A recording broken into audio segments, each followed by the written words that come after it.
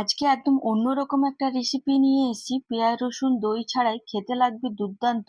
এটা আপনারা চাইলে ভাত, রুটি, পোলাও বা রাত্রে ডিনারের জন্য একদম পারফেক্ট। তা আজকে আপনাদের সাথে যে ডিমের কারির রেসিপিটা শেয়ার করব একদম পেঁয়াজ রসুন ছাড়াই, আর খেতে লাগবে অসাধারণ। একবার ট্রাই করে দেখবেন যে এই রেসিপিটা আপনাদের কেমন লেগেছে। তো প্রথমেই আমি এখানে কড়াইয়ে তেলটা গরম হতে দিয়ে দিয়েছি। তেলটা ভালো করে গরম হয়ে যাওয়ার পর সামান্য একটু লবণ, হলুদ গুঁড়ো আর তার সাথে কাশ্মীরি রেড চিলি পাউডার দিয়ে এরপর এক এক করে আমি ডিম আর আলুটাকে ভেজে নেব।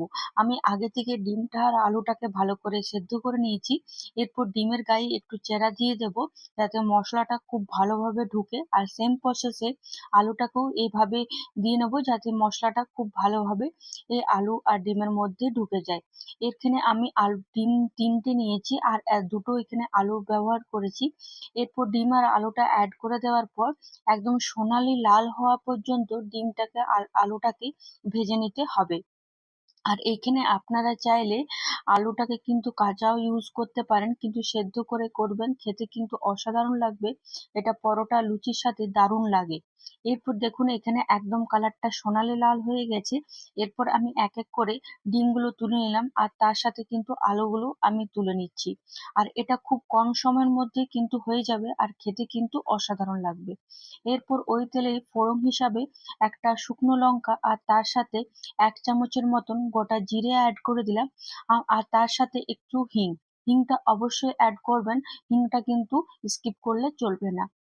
এরপর একটা মশলা তৈরি করব। তার জন্য 4-5টার মতন কাজু, সামান্য একটু আদা আর দুটো কাঁচা লঙ্কা অ্যাড করেছি। আর তার সাথে একটা মিডিয়াম সাইজের টমেটো অ্যাড করে ভালো করে মিহি করে পেস্ট তৈরি করে নেব। কাজুটা অবশ্যই কিছুক্ষণের জন্য ভিজিয়ে রাখবেন, তাহলে দেখবেন খুব ভালো মিহি একটা পেস্ট তৈরি হবে। ডিমটা সেদ্ধ করার পর অবশ্যই কিন্তু একটা কাঁটা চামচের সাহায্যে আমরা সেদ্ধ করে নেব যাতে মশলাটা খুব ভালোভাবে ঢুকে যায়।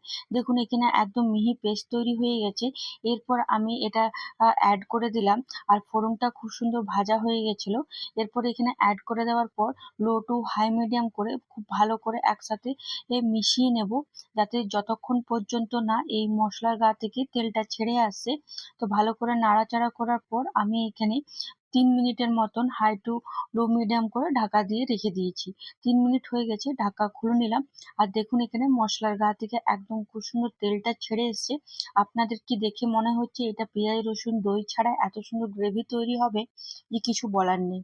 দেখুন এখানে মশলাটা ভালো করে তেল ছেড়ে আসার পর এখানে মশলা অ্যাড করব। যেমন প্রথমে সামান্য একটু হলুদ গুঁড়ো, কাশ্মীরি রেড চিলি পাউডার 1 চামচ, জিরে গুঁড়ো আর সামান্য একটু ধনে গুঁড়ো অ্যাড করে সবকিছু আবার ভালো করে মিশিয়ে নেবো।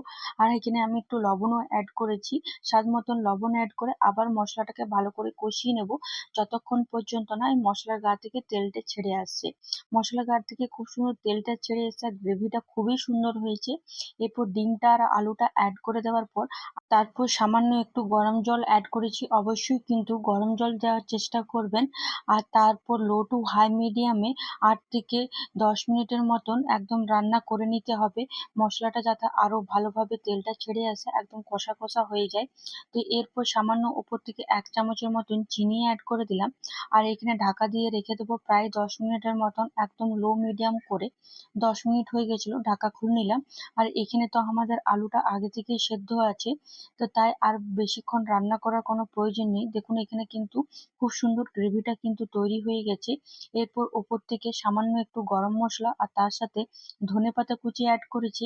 আর এখানে আমি একটু 1 চামচের মতন ঘি অ্যাড করেছি। এই ডিমের কারি রেসিপি ঘি যদি অ্যাড করেন তাহলে দেখবেন তার স্বাদটা কিন্তু আরো দুগুণ বেড়ে যায়। ব্যাস আমাদের তৈরি হয়ে গেল পেঁয়াজ রসুন ডিম ছাড়াই দুর্দান্ত একটা ডিমের কারির রেসিপি। আপনারা এই কালারটা আর গ্রেভিটা দেখে বলুন যে এটা কি মনে হচ্ছে পেঁয়াজ রসুন ছাড়াই এত সুন্দর একটা গ্রেভি হয়েছে, যা আপনারা ভাত, রুটি, পরোটা, লুচি সবকিছুর সাথে পরিবেশন করতে পারেন।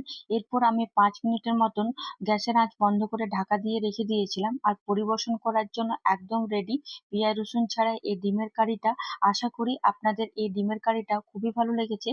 আর যদি ভালো লেগে থাকে তাহলে অবশ্যই বাড়িতে ট্রাই করে আমাকে কিন্তু কমেন্টে জানাতে ভুলবেন না। এইভাবেই পাশে থাকুন। অসংখ্য ধন্যবাদ।